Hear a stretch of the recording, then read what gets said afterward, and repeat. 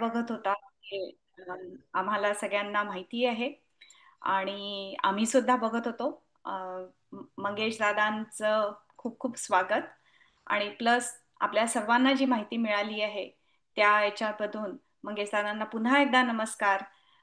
परमपूज्य डॉक्टर काकांनी त्यांना त्यांचा उत्तराधिकारी म्हणून घोषित केलेला आहे. त्यांनी याचाही आपल्या सर्वांना खूप खूप आनंद झाला आहे. आता आपण अधिक वेळ न घेता आजच्या सत्राची सगळी सूत्रे मंगेश दादांकडे सोपवूया. मंगेश दादा, तुम्हाला इथूनच नमस्कार आणि आजचं सत्र सुरू करायची मी तुम्हाला विनंती करते. गलद्दानगण्डं मिलद्भृङ्गखण्डं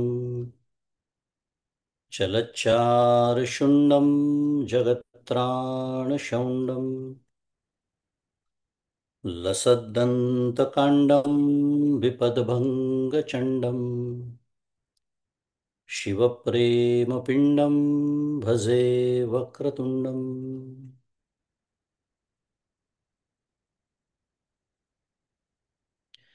अहं निर्विकल्पो निराकाररूपो विभुर्व्याप्य सर्वत्र सर्वेन्द्रियाणां सदा मे समत्वं न मुक्तिर्न बन्धः चिदानन्दरूप शिवोऽहं शिवोऽहम् चिदानन्दरूप शिवोऽहं शिवोऽहम्।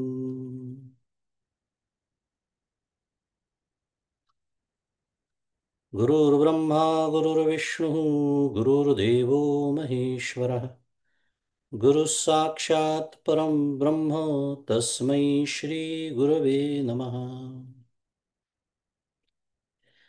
ब्रह्मानन्दं परमसुखदं केवलं ज्ञानमूर्तिं द्वन्द्वातीतं गगनसदृशं तत्त्वमस्यादिलक्ष्यम् एकं नित्यं विमलमचलं सर्वधी साक्षिभूतम् भावातीतं त्रिगुणरहितं सद्गुरुं तन्नमामि। श्री सद्गुरुनाथ महाराज की जय। जय जय रघुवीर समर्थ। श्री राम जय राम जय जय राम। श्री राम जय राम जय जय राम। श्री राम जय राम जय जय राम। श्री राम जय राम जय जय राम। श्री राम जय राम जय जय राम। श्री राम जय राम जय जय राम।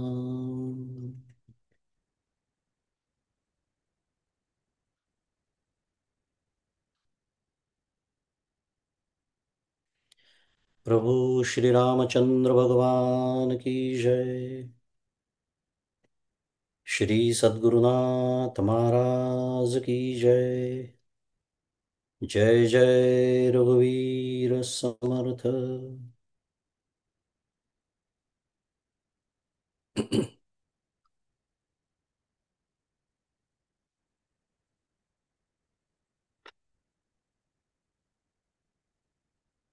सद्गुरु परम पूज्य डॉक्टर श्री कृष्ण दत्तात्रय देशमुख, उपाख्य डॉक्टर काका यांच्या श्रीचरणी शिरसाष्टांग वंदन करतो। परमपूज्य मंदाताई गंधे यांच्या चरणी शिरसाष्टांग वंदन। तुम्ही श्रुते जगदीश मूर्ती, तेथे माझी व्युत्पत्ती किती, बुद्धिहीन अल्पमती सलगी करीतो श्रीराम। तुम्हा सर्वांना सप्रेम अभिवादन।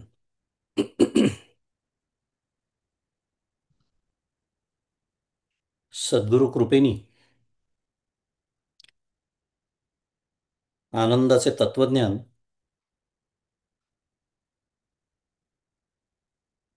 या शीर्षकाखाली आपलं परमार्थशास्त्राचं चिंतन सुरू आहे. आणि मगाशी उल्लेख झाल्याप्रमाणे साधारण 3 आठवड्यांच्या खंडानंतर आपण पुन्हा एकदा चिंतनासाठी एकत्र जमलेलो आहोत. तर एवढा मोठा खंड पडल्यामुळे विषयाचं विस्मरण झालेलं असू शकतं. स्वाभाविकही आहे, कारण मधल्या काळात दुसरा कुठला तरी विषय आपण अभ्यासत होतात असं मला कळलं. आणि त्याही पेक्षा प्रपंचाचे इतके विषय आपण अभ्यासत असतो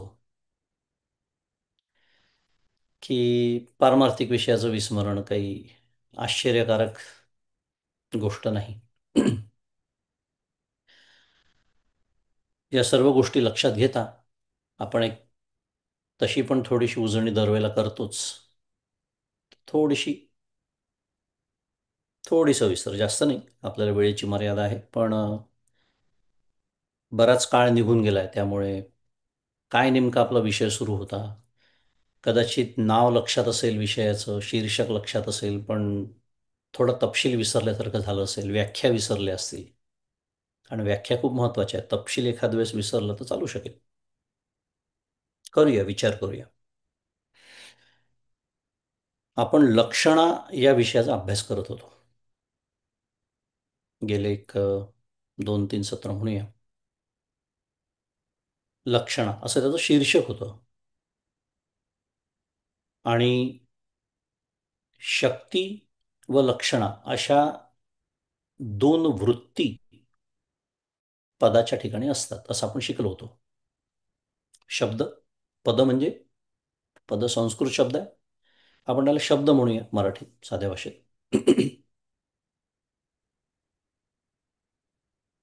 शब्द किंवा पद वाक्यातलं, याच्या ठिकाणी 2 वृत्ती असतात, एक शक्ती आणि दुसरी लक्षणा.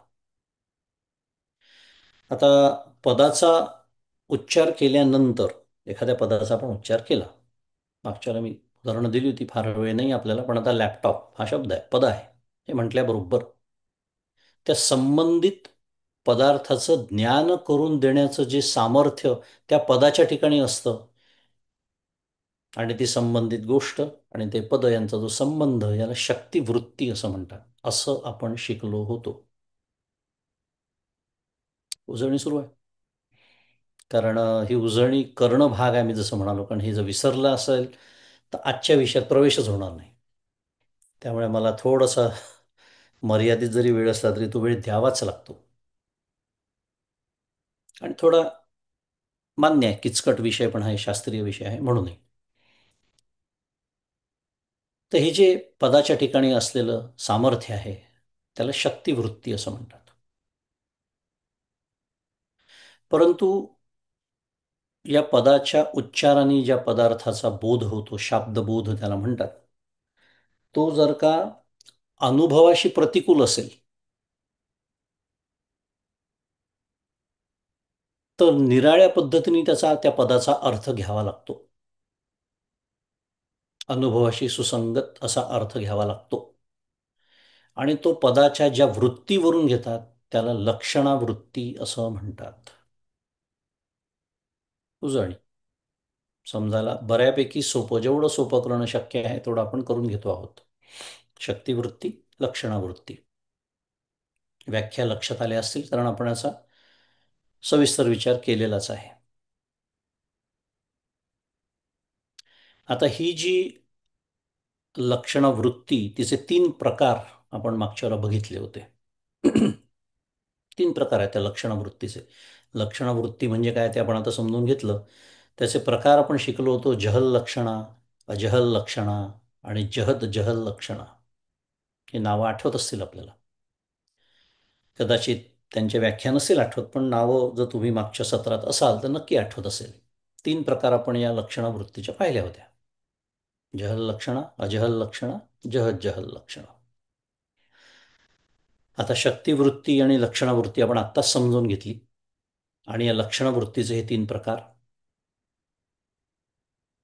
पुन्हा लक्षणं कधी वापरायची हे लक्षात ठेवायचं, तीच त्याची व्याख्या आहे. कारण त्याच्या या आधारावरच आपल्याला सगळी आजच्या अभ्यासाची इमारत उभारायची आहे. त्यामुळे विसरून चालायचं नाही, सत्राला उशिरा येऊन चालायचं नाही. पुढे जाऊया. जहल लक्षणा. जहल लक्षणेचा आपण अभ्यास केला होता, व्याख्या शिकलो होतो की पदाच्या वाच्यार्थाचा संपूर्ण त्याग करून त्या वाच्यार्थाच्या संबंधाचं ग्रहण, त्याला म्हणायचं जहल लक्षण. तुम्हाला काहीच समजलं नसेल तर तुम्ही मागच्या सत्रात नव्हते असा त्याचा अर्थ होतो. कारण मागच्याला मी एक सोपं उदाहरण दिलं होतं. काय? हायवे 680 वरती प्रसन्न गणेश मंदिर आहे. उदाहरणं दिली की एकदम सोपं जातं समजायला. सविस्तर वर्णन करायला आज वेळ नाही, पण उदाहरण दिलं होतं जहल लक्षणेचं की हायवेवरती मंदिर असतं का? नाही. मग त्याचा संपूर्ण त्याग करावा लागतो. त्याचा अर्थ असा की हायवेच्या बाजूला एक जागा आहे, अतिशय जवळ हायवेच्या, 680 नावाच्या, तिथे ते मंदिर आहे. जहल लक्षणा. अनुभवाशी सुसंगत अर्थ करून घेणे. अजहल लक्षणा. वाच्यार्थासहित वाच्याच्या संबंधीचं ग्रहण, म्हणजे त्याच्यामध्ये काही जास्तीच्या गोष्टींची भर घालून घ्यावी लागते. पुन्हा एकदा मागच्या वेळेला दिलेलं उदाहरण, माझा मुलगा गाडीत बसल्यानंतर म्हणाला, काळी मागे पडली. एवढं वाक्याचं मी बोललो, काही कळलं नाही. पण काळी कार मागे पडली, आता समजलं. भर घालून घेतली कार शब्दाची.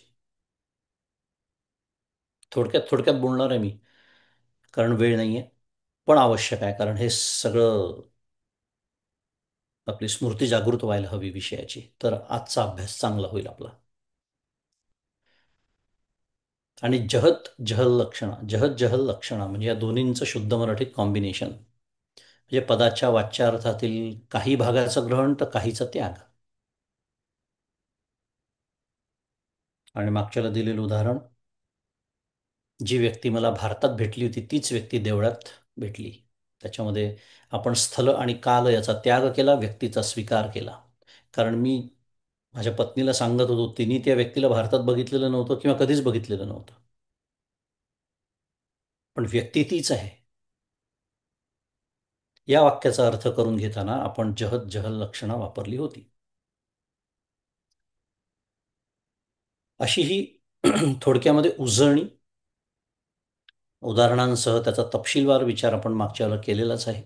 मी जसं म्हणालो की फक्त आजचा जो विषय आहे तो अत्यंत या विषयाशी, या सर्व व्याख्यांशी निगडित असल्यामुळे मी पुन्हा एकदा सगळी उजळणी आपली केली. की चार गोष्टी लक्षात ठेवायच्या पुन्हा एकदा: शक्तिवृत्ती, लक्षणवृत्ती आणि लक्षणवृत्तीचे तीन प्रकार: जहद लक्षणा, अजहल लक्षणा, जहत जहल लक्षणा, किंवा त्याला अजून एक नाव आहे, त्याला भागत्याग लक्षणा असं म्हणतात. छान.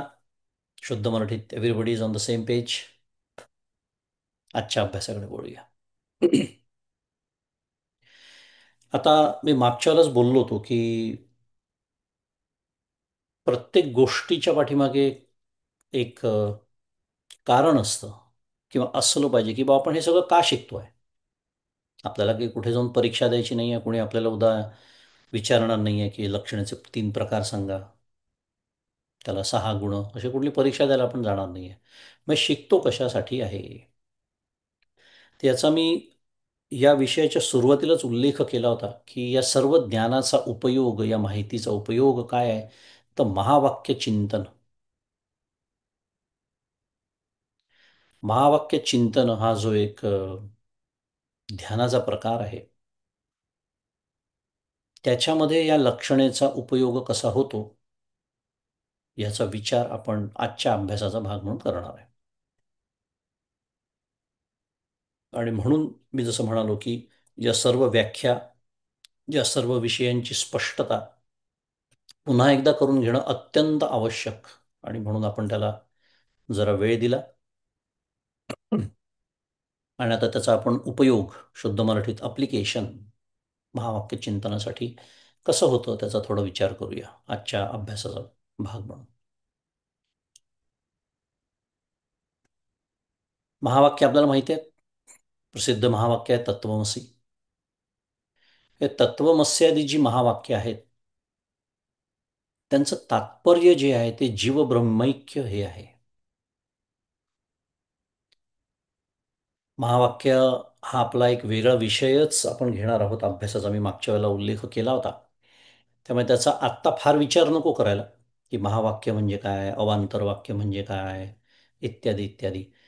परंतु महावाक्य म्हटलं की आपल्या सर्वांना तत्वमसी निश्चितच आपण ऐकलेलं असतं, आपल्याला माहिती असतं. चार वेदांची चार महावाक्य आहेत, त्यातले तत्वमस्य, तत्वमसी हे जे महावाक्य, महावाक्य कुठलंही असू द्या त्याचं तात्पर्य एकच आहे, जीवब्रह्मैक्य. नव्हे, हे नसेल तर त्याला महावाक्य म्हणताच येत नाही. जीवब्रह्मैक्य. कोट्यावधी ग्रंथ काय सांगतात? यदुक्तम ग्रंथ कोटिभी ब्रह्मसत्य जगन्मिथ्या जीवो ब्रह्मैव नापरहा, आचार्य बोलतात. आता हे जे महावाक्य आहे तत्वमसी, या वाक्यातली, या वाक्यामध्ये किती आहेत? तीन पद आहेत, आपल्याला माहिती आहेत. तत्, त्वम आणि असी अशी तीन पद आहेत, तीन शब्द आहेत. आता या पदांचं जे बोधन आहे, या पदांचा जो अर्थ आहे तो शक्तिवृत्तीने होत नाही. आता मी शब्द वापरणार आहे फक्त कारण सुरुवातीला 15-20 मिनिटं आजच्या सत्रात आपण त्याच्याचसाठी दिली. पुन्हा शक्तिवृत्ती म्हणजे काय हे आता सांगायचं नाही. हे लक्षात आहे आपले, हे गृहीत धरून आता पुढे जाणार मी. म्हणून आपण उजळणी केली छान. या पदांचं जे बोधन आहे ते शक्तिवृत्तीने होत नाही आणि म्हणून काय करावं लागतं? लक्षणवृत्ती वापरण्याची आवश्यकता आहे. कारण आणि पहिल्या ज्या दोन लक्षणं आहेत, जहद लक्षणा आणि अजहद लक्षणा, या दोन लक्षणांचा सुद्धा महावाक्याचं तात्पर्य काढण्यात उपयोग होत नाही. तर जी तिसरी लक्षणं आहेत, जहद लक्षणा किंवा भागत्याग लक्षणा, या लक्षणीनेच त्याचं तात्पर्य निघतं. हे जे महावाक्य आहे तत्त्वम असी, ते तू आहेस, शुद्ध मराठीत तत्त्वमसीचा अर्थ जर माहिती नसेल कोणाला तर ते तू आहेस. सद्गुरू उपदेश करतात, ते ध्यानाची प्रक्रिया समजून सांगतात. त्या तत्त्वमसीचं मी साधना करताना 6 अहम सोहम असं करून घेतो. पण तत्वम असी 3 पद, ते तू आहेस. मग आता ते म्हणजे काय, तू म्हणजे काय? आहेस ठीक आहे, असी म्हणजे आहेस, ते समजायला सोपं आहे आपल्याला. पण ते आणि तू या शब्दांचा अर्थ आपल्याला समजून घ्यावा लागेल. आणि आपण आत्ता विषय जो बोललो की त्याचा जो वाच्यार्थ आहे त्यांनी बोध होत नाही, म्हणजे शक्तिवृत्ती कामात येत नाही. म्हणून लक्षणावृत्ती वापरावी लागते. त्यातल्या सुद्धा पहिल्या दोन लक्षणा कामात येत नाही. तिसरी जी आहे जहद अजहद किंवा भागत्याग लक्षणं ती वापरावी लागते. कशी ते आपण बघू. काय, सामवेदाच्या छांदोग्य उपनिषदामध्ये 6व्या अध्यायाचा विषय आहे. अरुण नावाचे मुनी आणि त्यांचा सुप्रसिद्ध पुत्र श्वेतकेतू.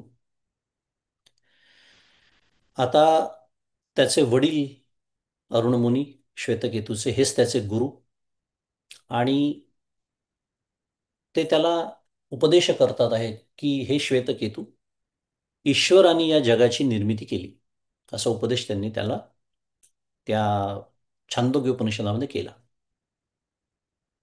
तद ईक्षत बहुस्याम प्रजायेय इति तत्तेजो सृजत इत्यादी. छांदोग्य उपनिषदामध्ये मी जसं म्हणालो तसं 6व्या अध्यायामध्ये हा विषय येतो. अरुण मुनी, उद्दालक मुनी, त्यांनी आपला पुत्र श्वेतकेतू याला काय उपदेश केला? तर या जगाची निर्मिती ईश्वराने केली. तत् इक्षत, ईक्षण केलं त्यांनी. बहुस्याम प्रजायेय इति. मग पुढे तेजाची निर्मिती, आकाश तेज ते सगळं सोडून देऊ आपण, पंचमहाभूतांची निर्मिती. आणि पुढे त्यांनी त्याला उपदेश केला की तो ईश्वर तू आहेस. या महावाक्याचा उपदेश त्यांनी त्याला केला. पहिले ईश्वराने जगताची निर्मिती केली आणि तो ईश्वर तू आहेस. स य एष अणिम एतद आत्म्यम इदम सर्वम तत्सत्यम आत्मा तत्त्वम असी श्वेतकेतो. अशी श्रुती येते.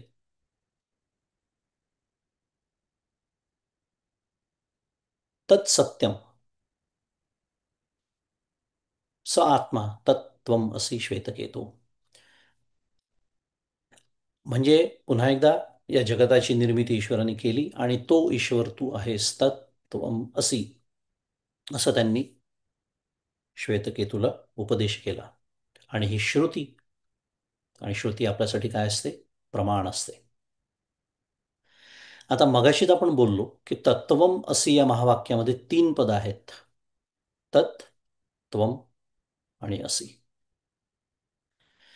आता आपल्याला मगाशी आपण विधांत केलं की शक्ती वृत्तीने याचा बोध होत नाही. का होत नाही? शक्ती वृत्ती म्हणजे मगाशी उजळणी केली आपण व्याख्या, वाच्यार्थ साध्या भाषेत. पण तत्पदाचा वाच्यार्थ काय आहे? तर या जगताची उत्पत्ती करणारा जो ईश्वर आहे तो तत्पदाचा वाच्यार्थ आहे. पुन्हा विषय काय बघतोय आपण? काही लोक उशिरा आलेत म्हणून सांगतोय पुन्हा एकदा, मला सारखं मागे जावं लागतंय. विषय हा सुरू आहे शक्तिवृत्ती, लक्षणावृत्ती, तिचे प्रकार, याचा उपयोग कसा होतो, हा आजच्या अभ्यासाचा विषय आहे. महावाक्य चिंतनामध्ये त्याचा उपयोग कसा करावा लागतो, कसा केला जातो, हे आपण शिकतोय. तत्पदाचा वाच्यार्थ, जगताची उत्पत्ती करणारा ईश्वर. कसा आहे तो ईश्वर? कसा आहे? सर्व शक्तिमान आहे, आपल्याला माहिती आहे. म्हणजे ज्याच्या ठिकाणी सर्व प्रकारचं अप्रतिहत असं सामर्थ्य आहे. त्याचं वर्णन कर्तुम अकर्तुम अन्यथा कर्तुम असं करण्यात येतं. अप्रतिहत म्हणजे तो काही करू शकत नाही असं नाहीच. सर्व प्रकारचं सामर्थ्य, सर्व शक्तिमान, सर्वज्ञ आहे. म्हणजे सर्वज्ञ म्हणजे काय? सर्व यच्च यावत वस्तुस्तू जाणणार आहे. अजून एक शब्द येतो खरं, सर्वज्ञता तो आहेच पण संवित पण आहे. जाऊ दे, तो आता विषय नाही आपला. पण सर्वज्ञवर आपण थांबूया. सर्वज्ञ सर्व वस्तूंना जाणणार आहे. सर्व. तुकाराम महाराज जसं म्हणतात की या झाडाचं पान सुद्धा त्याच्या इच्छेशिवाय हालत नाही. किती अनंत कोटी ब्रह्मांड आहेत, अगणित जीव आहेत.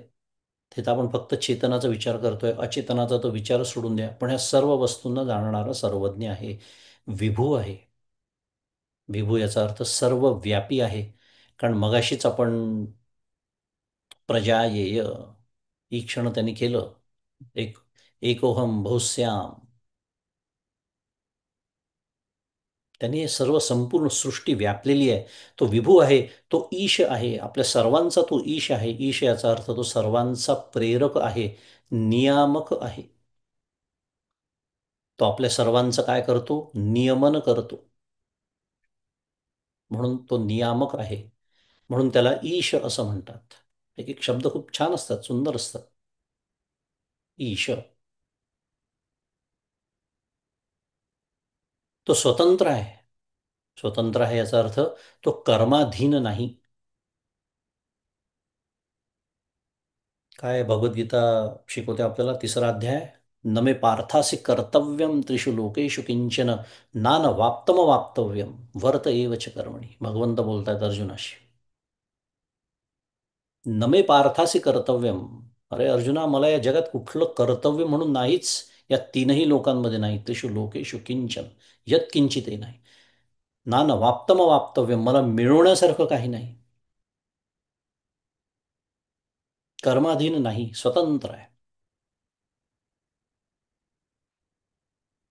परोक्ष आहे. परोक्ष आहे म्हणजे काय? जीवाला तो प्रत्यक्ष विषय होत नाही. म्हणजे काय? कारण ईश्वर तत्व जे आहे ते शास्त्राने कसं सांगितलं आहे? सगुण निराकार सांगितलेला आहे. निराकारच आहे पण सगुण आहे. पण हा ईश्वर असं त्याचं दर्शन होत नाही आणि मी ईश्वर असा अनुभव येत नाही, म्हणून त्याला परोक्ष असं म्हटलेलं आहे. माई आहे तो, म्हणजे माया नावाची त्याची अचिंत्य शक्ती ती त्याच्या स्वाधीन आहे. दैवी ही एषा गुणमयी, जीवासाठी पुढे मम माया दुरत्यया वगैरे, ती त्याची शक्ती आहे, ती त्याच्या स्वाधीन आहे. कारण शक्ती ही नेहमी शक्तिमंताच्या स्वाधीन असते. हा ईश्वर बंध मोक्ष रहित आहे. काय म्हटलं मी? बंध मोक्ष रहित. कारण ज्याला बंध असतो की नाही त्यालाच मोक्ष संभवतो. म्हणजे बंधरहित आपण समजू शकतो, पण मोक्षरहित कसं काय बुवा? तर ज्याला बंध असतो ना त्यालाच मोक्ष संभवतो. ईश्वराला बंधच नाही म्हणून मोक्षही नाही. दुसऱ्या भाषेत ईश्वर नित्य मुक्त आहे. कारण खरं सांगायचं तर ईश्वर नित्य मुक्त आहे ही भाषा सुद्धा बंध सापेक्ष आहे बरं का. कारण पुन्हा त्याच्यात मुक्त शब्द आहेच ना. आणि मुक्त म्हटलं की बंध आला, ही सापेक्षता, शुद्ध मराठीत रिलेटिव्हिटी. ते नित्यमुक्त आपल्या दृष्टीने आपण हे बोलतोय कारण आता काहीतरी बोलावं लागतं, वर्णन करावं लागतं. त्याच्या दृष्टीने बंधनच सत्य नसल्यामुळे मुक्ततेचा प्रश्नच येत नाही. त्याला म्हणायचं नित्यमुक्त. काय शिकतोय आपण? तत्त्वम असी या महावाक्यातल्या तत्पदाचा वाच्यार्थ काय आहे? तर तो ईश्वर, जगताची उत्पत्ती करणारा, स्थिती सांभाळणारा, हे जग नष्ट करणारा ईश्वर. आणि तो ईश्वर कसा आहे? म्हणजे त्या ईश्वर पदाचा जो धर्म, ईश्वराचे जे सर्व धर्म ते आपण बघितलेत. हा त्याचा काय म्हणूया अगदी साध्या भाषेत सरळ सरळ अर्थ आहे. सरळ सरळ अर्थ, त्याला वाच्यार्थ, त्याला काय म्हणतात? शक्तिवृत्ती. आता दुसरं पद आहे त्वम पद. तत् त्वम असी, दुसरं पद त्वम पद. आता त्वम पदाचा वाच्यार्थ काय आहे? आपल्याला माहिती आहे, जो जन्माला आलेला आहे, निर्माण झालेला आहे असा जीव किंवा जीवचैतन्य, किंवा अजून साध्या भाषेत तुम्ही आम्ही सर्वजण.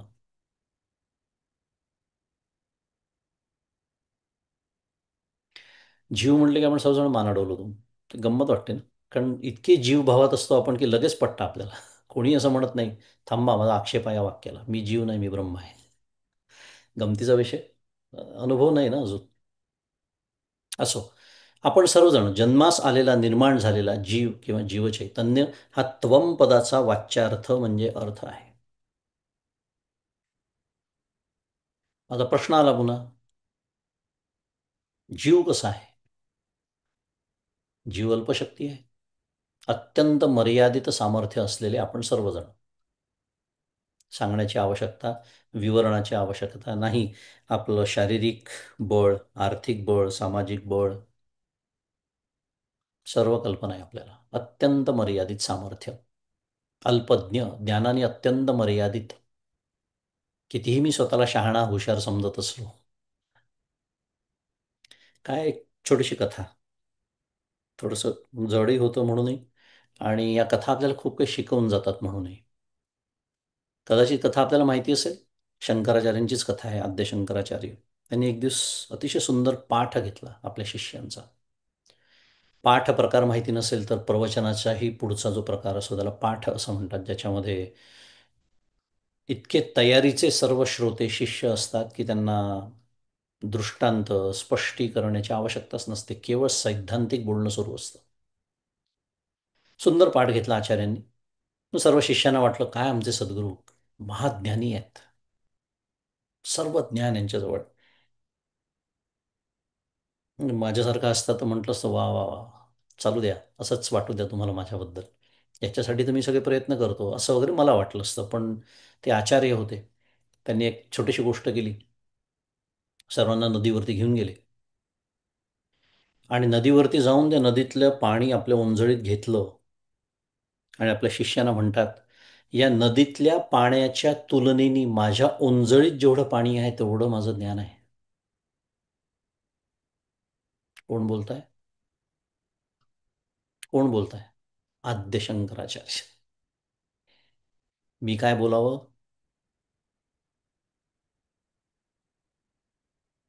माझी जी विद्वत्ता मी दाखवत वाटत फिरत असतो सोशल मीडियावरती, तेव्हा अशा गोष्टी आठवाव्या. रामकृष्ण हरी, पुढे जाऊ. मुद्दा, आपण अल्पज्ञ आहोत, अत्यंत ज्ञानाने मर्यादित आहोत. कितीही मी शहाणा असलो, कितीही हुशार असलो तरी, साधं लौकिकातलं ज्ञान जरी म्हटलं तरी जो एक्सप्लोजन ऑफ इन्फॉर्मेशन आज झालेला आहे, शाखोपशाखा विज्ञानाच्या आणि सगळ्या गोष्टींच्या निघाल्या आहे. किती ज्ञान आहे हो आपल्याला? करा बरं विचार. काहीच नाही. एक दोन चार क्षेत्रातलं मर्यादित ज्ञान आपल्याला असतं. आपल्या क्षेत्रातलं सुद्धा पूर्ण ज्ञान आपल्याला नसतं, ज्या क्षेत्रात मी नोकरी करतो. कल्पना करा. बाकीच्या गोष्टींचं बोलायलाच नको. ज्ञानाने अत्यंत मर्यादित अल्पज्ञ असा हा जीव परिच्छिन्न आहे. परिच्छिन्न कशाने परिच्छिन्न आहे? देशाने आणि कालाने. काही वर्षांपूर्वी नव्हता, आज आहे. काही वर्षांनी नसणार आहे. देश 6-6.5 फूट उंची, जाडीबद्दल न बोललेलं बरं, ज्याची त्याने मोजून घ्यावी. पण कुठेतरी मर्यादा आहे. संपतो आपण. मी इथे आहे म्हणजे तिथे नाही, या खोलीत आहे म्हणजे त्या खोलीत नाही. देशकालाने अत्यंत सीमित असलेला असा हा जीव अनिश आहे. अनिश म्हणजे काय? नियम्य आहे. ईश्वराला आपण काय म्हटलं? ईश म्हटलं. जीव कसा आहे? अनिश. कारण तो नियामक आहे. मी जीव म्हणून कसा आहे? नियम्य आहे. आय एम बिंग गव्हर्न्ड, शुद्ध मराठीत. हे आपल्याला मान्य असो का नसो, ती वस्तुस्थिती आहे. तो अजून एक छान सुंदर वेगळाच विषय आहे, तो सोडून देऊ. जीव म्हणून मी कर्माधीन आहे. मग अशी आपण बोललो ईश्वर कसा आहे? स्वतंत्र आहे. मी कसा आहे? कर्माधीन. कर्माधीन. भगवंतानी स्वतःचं वर्णन करताना काय म्हटलं? नमे पार्थासी कर्तव्यम त्रिषु लोकेषु किंचन. आणि जीवाचं वर्णन करताना त्याच अध्यायात भगवंत काय म्हणतात? नाही कश्चित क्षणमपि जातु तिष्ठत्य कर्मकृत कार्यते ह्यवशः कर्म सर्व प्रकृतीजैर्गुणैः. नाही कश्चित क्षणमपि. अरे एक क्षण सुद्धा तू कर्म केल्याशिवाय राहू शकत नाहीस. कर्माधीन. कार्यते ही अवशः. अवशः शब्द आहे तिथे. हेल्पलेस, शुद्ध मराठीत अवशचा अर्थ बरं का. हेल्पलेस. ॲज अ जीव वी आर हेल्पलेस. कर्म, जोपर्यंत या कर्मबंधनाच्या पलीकडे मी जात नाही तोपर्यंत नाही कश्चित क्षणमपि जातो तिष्ठत्य कर्मकृत, हेच माझं वर्णन असणार आहे. आणि कर्माधीन याचा अजून एक पैलू म्हणजे कर्मफलाच्या अधीन असाही अर्थ होतो. म्हणजे कर्मफलावरती माझं नियंत्रण नाही.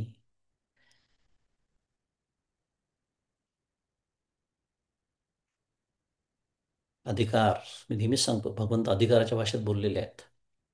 कर्मण्येवाधिकार असते मा फलेषु कदाचन, याला म्हणायचं कर्माधीन. जीव प्रत्यक्ष आहे. प्रत्यक्ष आहे म्हणजे काय? आपण आपल्याला कळतो का नाही? कळतो. आपल्याला दुसरे जीव कळतात की नाही? कळतात. प्रत्यक्ष. अविद्यामोहित आहे जीव, म्हणजे मायेच्या अधीन आहे. अविद्यामोहित याचा अर्थ मायेच्या अधीन. आणि मायेच्या अधीन याचा अर्थच मायेचे जे 3 गुण त्यांच्या अधीन असा होतो. बंधमोक्षवान आहे. म्हणजे बंधात मी जीवभाव आज धरून बसलेलो असल्यामुळे, मी स्वतःला जीव समजत असल्यामुळे त्याला काय म्हणायचं? मी जीवत्वाच्या बंधनात आहे. आणि म्हणून मला जीव म्हणून एक साधक म्हणून साधना करून मुक्त, जणू काही. जणू काही शब्द का, तो नंतर बघू कधीतरी. कारण जणू काही याच्यासाठी बंधन मुळात सत्य नाही, कारण ते सत्य असतं तर निवृत्त झालं नसतं. म्हणून जणू काही म्हणायचं. पण हा व्यवहार होतो काय? मी आता बंधनात आहे, मी साधना करून घेतली आणि आता मी जीवनमुक्त झालो. हा व्यवहार करणारा बंधमोक्षवान असा हा जीव. हे झालं हे झालं जीवाचं. त्वम पदाचा वाच्यार्थ आपण बघतोय. तत् त्वम अशी महावाक्याचा विचार सुरू आहे. आणि त्वम पदाचा वाच्यार्थ जो जीव, त्याचा धर्म आपण बघितला. आता तत्पदाचा आपण विचार केला म्हणजे वाच्यार्थ बघितला. त्वम पदाचा वाच्यार्थ बघितला. त्यामुळे तत्पद ज्याचा वाच्यार्थ तो ईश्वर, त्याच्या धर्माहून विरुद्ध धर्मवान जीवचैतन्य, हा त्वंपदाचा वाच्यार्थ. त्यामुळे हे महावाक्य मला जे सांगतं आहे, तत् त्वम असी म्हणजे ते तू आहेस किंवा तो तू आहेस, या म्हणण्यामुळे काय होतं की पदाची जी शक्तिवृत्ती आहे, ती शक्तिवृत्ती मला असं सांगते की ईश्वर आणि जीव यांची एकता, किंवा तू ईश्वर आहेस, जे आपण मगाशी बोललो, याचं वाच्यार्थाने ग्रहण होतं. म्हणजे वाच्यार्थ कळतो मला, तत्वमसी म्हणजे काय, की तू ईश्वर आहेस. परंतु हे संभवत नाही. का संभवत नाही? कारण दोघांचे परस्पर विरुद्ध धर्म आहेत. परस्पर विरुद्ध धर्म. एक सर्वशक्ती आहे तर एक अल्पशक्ती आहे. एक सर्वज्ञ आहे तर एक अल्पज्ञ आहे. एक विभू आहे तर एक परिच्छिन्न आहे. एक ईश आहे तर दुसरा अनीश आहे. म्हणजे एक नियामक आहे तर दुसरा नियम्य आहे. एक कर्माच्या बाबतीत स्वतंत्र आहे तर दुसरा कर्माधीन आहे. एक परोक्ष आहे तर दुसरा प्रत्यक्ष आहे. परोक्षाचं वर्णन आपण बघितलं. परोक्षामध्ये एक गोष्ट लक्षात ठेवायची, की ईश्वराला स्वतःचं ज्ञान आहे, ईश्वराला जीवाचंही ज्ञान आहे. म्हणजे ईश्वरासाठी जीव प्रत्यक्ष आहे, पण जीवासाठी ईश्वर प्रत्यक्ष नाही. कारण मग अशी मी म्हणालो तसं त्याचं ज्ञान होत नाही, म्हणून तो परोक्ष म्हटलात ईश्वराला. सगुण निराकार. तो सगुण साकार होतो तो भाग वेगळा. आपण सगुण साकाराबद्दल नाही बोलत आहे, ज्याला राम म्हणतात, कृष्ण म्हणतात, दत्त म्हणतात. आपण सगुण निराकाराबद्दल बोलतोय. परोक्ष आहे तर हा प्रत्यक्ष आहे. तो मायी आहे म्हणजे माया ज्याच्या स्वाधीन आहे, तर दुसरा अविद्या मोहित आहे म्हणजे जो मायेच्या स्वाधीन आहे. एक बंध मोक्ष रहित आहे, तर एक बंध मोक्षवान आहे. म्हणजे त्याला, तो बंधनात आहे म्हणून त्याला साधना करून मोक्ष प्राप्त करून घ्यावा लागतो. थोडक्यामध्ये इतके विरुद्ध धर्म आहेत, प्रत्येक पातळीवरती विरुद्ध धर्म आहेत, आणि तो तू आहेस असं सांगणं सुरू आहे. शुद्ध मराठीत रेकन्सिलेशन कसं करायचं, हाऊ टू रेकन्साईल, एक वाक्यता. वेल, त्याच्यासाठी तर लक्षणावृत्ती आहे. आता आपल्याला उपयोग कळतोय लक्षणावृत्तीचा. कशासाठी आपण सर्व शिकलो ते, शक्तिवृत्ती, लक्षणावृत्ती, 3 प्रकार. कारण थोडक्यामध्ये शक्तिवृत्तीने काम भागत नाहीये. पदाचा जो सरळ सरळ अर्थ आहे, वाच्य अर्थ आहे, ज्याचा आपण आत्ता म्हणूनही सगळं इतकं मी वर्णन केलं ईश्वराचं आणि जीवाचं, तो अर्थ तसाच्या तसा स्वीकारला, एकवाक्यता होत नाही. आपल्या अनुभवाच्या विरुद्ध ते आहे. म्हणून लक्षणावृत्तीची या महावाक्याचा विचार करताना आवश्यकता आहे. आणि लक्षणवृत्तीचे जे 3 प्रकार सुरुवातीला आपण उजळणीचा भाग म्हणून बोललो होतो, जहत, अजहत आणि जहद अजहत, त्यातली या महावाक्याचा अर्थ लावण्यासाठी, चिंतन करण्यासाठी जर मी जहल लक्षणा वापरली तर काय होतं? जहल लक्षणेचा आपण काय व्याख्या बघितली होती? संपूर्ण वाच्यार्थाचा त्याग करून अन्न जे एखादं, म्हणजे काय म्हणायचं आहे, आपण ज्याला शुद्ध मराठीत इंटेन्शन म्हणतो, ते वाच्य म्हणजे ज्ञेय स्वीकारावं लागतं. पुन्हा एकदा उदाहरण आठवण करून देतो समजण्यासाठी, विषय सोपा करण्यासाठी. हायवे 680वर प्रसन्न गणेश मंदिर आहे. त्याच्यामध्ये पूर्ण त्या वाक्याचा त्याग करून हायवेच्या बाजूला म्हणजे जवळ असलेल्या जागेवर ते मंदिर आहे असं स्वीकारलं की नाही आपण? लक्षण त्याची व्याख्याच आहे ती जहद लक्षणाची. त्यामुळे संपूर्ण वाच्यार्थाचा त्याग करावा लागतो आणि अन्य जे वाच्य आहे, ज्ञेय आहे, त्याचा स्वीकार करावा लागतो. आता महावाक्याचा आपण जेव्हा विचार करतो तेव्हा वेदांताचं जे महावाक्य, त्याचं एकमेव ज्ञेय काय आहे? त्वम वाच्यामध्ये साक्षी चैतन्य आहे आणि तत् वाच्यामध्ये ब्रह्म चैतन्य आहे. आता ही सुद्धा दोन नावं, खरं एकच, पण नावं दोन, ते नंतर करणारच आहोत आपण विचार. पण जर जहल लक्षणा वापरली तर काय होईल? त्यांचा त्याग करावा लागेल आणि त्याच्याहून अन्य काहीतरी ज्ञेय मानावं लागेल. समजायला सोपं आहे. त्यांचा त्याग करावा लागेल, कारण ही जर लक्षणं वापरायची तर त्या लक्षणाची व्याख्याच आहे. आणि त्यांचा त्याग करून अन्य जर मी काहीतरी ज्ञेय मानलं तर काय होतं? द्वैताची सिद्धी होते. द्वैत संभवतं. याचा अर्थ हे चैतन्य सोडून दुसरं काहीतरी आहे, ही पहिली गोष्ट. आणि दुसरी गोष्ट, चैतन्यहून जे काही आहे इतर सर्व, हे सर्व असत आहे, जड आहे, दुःखरूप आहे. कुठलीही गोष्ट घ्या, कारण द्वैत याचा अर्थ आपल्याला माहिती आहे, एकापेक्षा जास्त म्हणजे द्वैत, बरं का. मग ते दोन असो का अनंत असो, सर्व द्वैतच. त्यामुळे सार एकच आहे, उरलेलं सर्व असार आहे. एकच चेतन तत्व आहे, उरलेलं सर्व कसं आहे? असत आहे, विकारी आहे, माईक आहे, मिथ्या आहे, इत्यादी जड आहे. आपला हा देह तर जड आहे हे सांगण्याची आवश्यकताच नाही, पण आपलं मन, आपली बुद्धी, आपले प्राण, हे सुद्धा जड आहे, याचा आपण विचार केलेला आहे पंचकोशांमध्ये. समजून घेतलंय ते जड कसे आहेत. जड म्हणजे फिजिकल इन नेचर, बरं का. जड म्हणजे जड नव्हे, हेवी नव्हे, जड, दुःखरूप आहे. आणि त्यामुळे याचा त्याग करून दुसरी कुठलीही वस्तू स्वीकारली, कुठलीही गोष्ट ज्ञेय म्हणून जर मानली, तर मोक्ष नावाचा जो पुरुषार्थ आहे, जो या महावाक्याचा उद्देश आहे, तोच सिद्ध होत नाही. काय आपण समजून घेतोय? जहल लक्षणं कशी वापरता येत नाही महावाक्याचं चिंतन करताना, किंवा महावाक्य जे मला सांगतं आहे, तत्त्वम असी, याची लक्षणा करताना जहल लक्षणा वापरून काम भागत नाही. कारण अन्य काहीतरी ज्ञेय म्हणून स्वीकारावं लागतं, आणि ते असत जड दुःखरूप आहे. त्यामुळे जो महावाक्याचा प्रमुख उद्देश, मोक्ष नावाचा पुरुषार्थ, तो सिद्ध होत नाही. त्यामुळे ती लक्षणं वापरून चालत नाही. पुढची लक्षणं कोणती आहे? अजहल लक्षण आहे. अजहल लक्षणेमध्ये काय शिकलो होतो आपण आत्ताच उजळणीमध्ये, की ती जर वापरली तर त्याच्यामध्ये वाच्यार्थ तर राहतोच, शिवाय अधिक अर्थाचं ग्रहण एखाद्या करावं लागतं. उदाहरणार्थ पुन्हा उजळणीतलं उदाहरण मी दिलेलं, काळी मागे पडली. काय काळी मागे पडली? काळ्या रंगाची कार मागे पडली. कार हा शब्द घालून घ्यावा लागला, गाडी शब्द घालून घ्यावा लागला त्या वाक्यामध्ये. म्हणजे जी पदं आहेत त्याचा वाच्यार्थ तर तो स्वीकारायचाच, पण अजून एखादं पद घालून घ्यायचं, त्याला म्हणायचं अजहल लक्षण. आता आपलं जे प्रस्तुत विषय सुरू आहे, महावाक्य,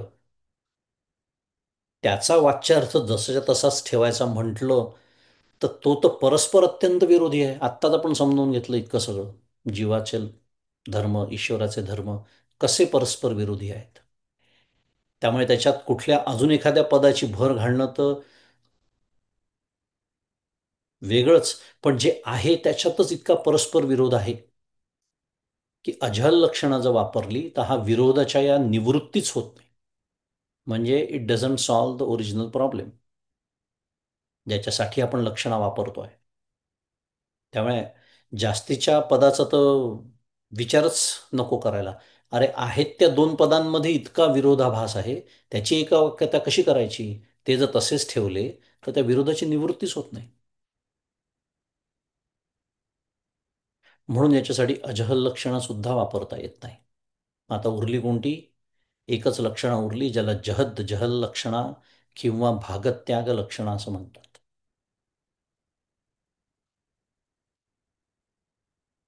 तत्पद वाच्यार्थ जो ईश्वर आहे, आणि त्वमपद वाच्यार्थ जो जीव आहे, यातील जो परस्पर विरोध आपण समजून घेतला, ते जे परस्पर विरोधाचा जो धर्म त्यांचा, त्या धर्माचं जे कारण आहे, तो परस्पर विरोध ज्याच्यामुळे होतो त्या भागाचा त्याग जेव्हा आपण करतो आणि फक्त शुद्ध असंग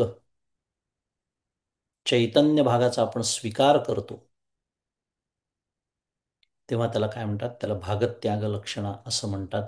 हीच भागत्याग लक्षणेची महावाक्याचं चिंतन करण्याची पद्धत आहे.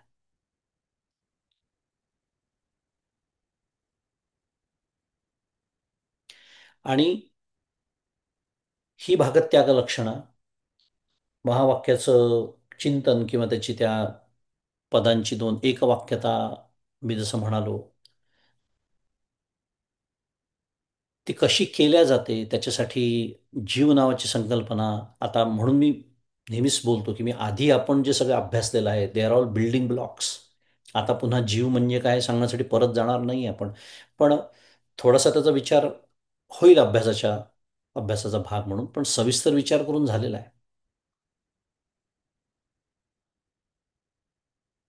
कारण ज्या भागाचा आपल्याला त्याग करायचा आहे त्याचा आपल्याला जास्त विचार करावा लागणार आहे, तर आपल्याला या महावाक्याची एकवाक्यता करता येणार आहे.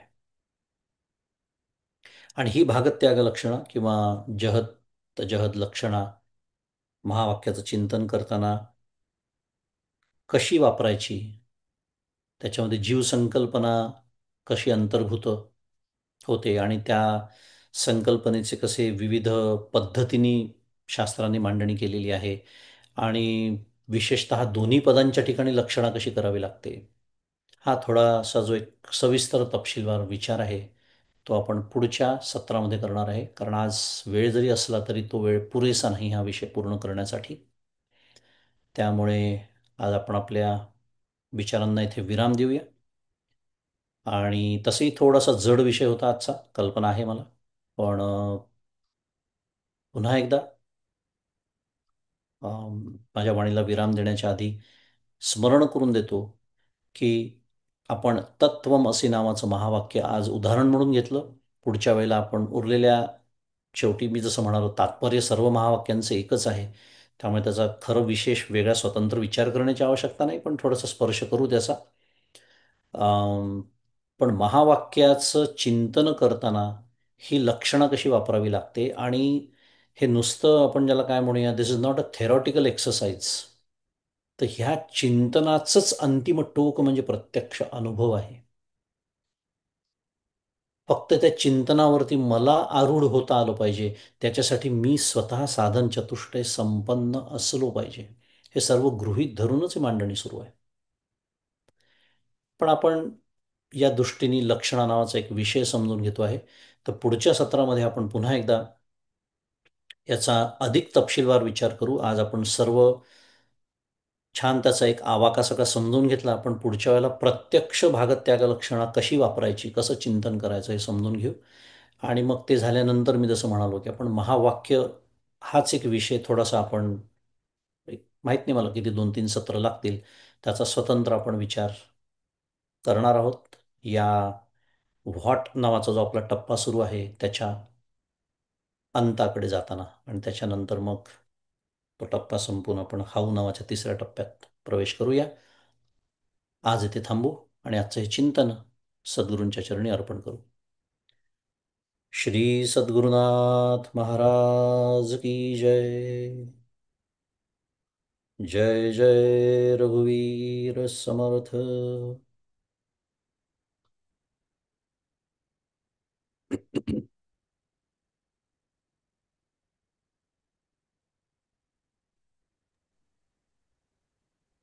नमस्कार. अ, 3 आठवड्याच्या खंडानंतर आज आपण उधळणी घेतलीत मंगेश दादा, ते फार छान झालं. अ, मदत तर नक्कीच झाली त्याची. अ, आपण आता प्रश्नोत्तरांच्या आधी भजन सेवेकडे वळूयात. अ, आज आय थिंक अमृताजी तुम्ही भजन सेवा देणार आहात ना? जय श्रीराम. जय श्रीराम. मी मंगेश दादा तुम्हाला इथूनच नमस्कार करते. सोहम सोहम सोहम करो नित ध्याना, चेतन चंद्र डोले. सोहम करो नित ध्याना, चेतन चंद्र डोले. चेतन चंद्र डुले, चेतन चंद्र डुले, चेतन चंद्र डुले, सोहम करो नित ध्याना, चेतन चंद्र डुले। को हम काय को करते, को हम काय को करते, पुंडलिका मनले, पुंडलिका मनले, चेतन चंद्र डुले, सोहम करो नित ध्याना, चेतन चंद्र डुले। नाभि कमल से खूब चढ़त है, नाभि कमल से खूब चढ़त है, अंदर श्वास खिले, अंदर श्वास खिले, चेतन चंद्र डुले, सोहम करो नित ध्याना, चेतन चंद्र डुले। सहजासन का आसन ठाड़ा, सहजासन का आसन ठाड़ा, प्रेम प्रभु ये दिखे, प्रेम प्रभु ये दिखे, चेतन चंद्र डुले, सोहम करो नित ध्याना, चेतन चंद्र डुले। नारायण कहे मान प्यारे, नारायण कहे मान प्यारे, अमृत भर कर पी ले, अमृत भर कर पी ले, चेतन चंद्र डुले, सोहम करो नित ध्याना, चेतन चंद्र डुले, सोहम करो नित ध्याना, चेतन चंद्र डुले। श्री सद्गुरुनाथ महाराज की जय। जय श्री। फारच सुंदर, फार सुंदर. पण आता प्रश्नोत्तराकडे वळू. आज प्रश्न कोणाला असतील तर आपला कॅमेरा सुरू करून